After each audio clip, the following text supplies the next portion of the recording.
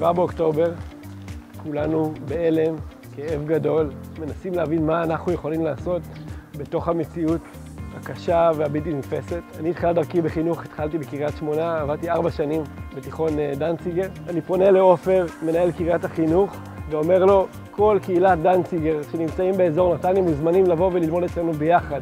כי אני מבין מה המשמעות של קהילה, בטח בקריית שמונה, מקום מאוד מאוד משפחתי. יחד, צוות בית הספר המופלא שלי שנרתם, נותנים מעטפת אישית לכל אחד מהתלמידים בתקופה הזאת, כדי שירגישו הכי קרוב לבית.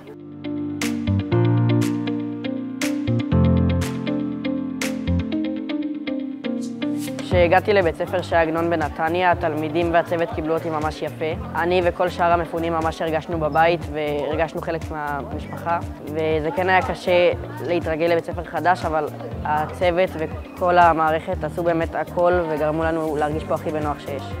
עבור תלמידי ש"י עגנון זה היה שיעור חינוך לחיים, שיעור במעורבות ואחריות חברתית ובסולידריות, וככה אני מקווה שאנחנו תמיד נתייחס לחברים שלנו ולחברה הישראלית, כי בסוף כולנו חברה אחת ומשפחה אחת.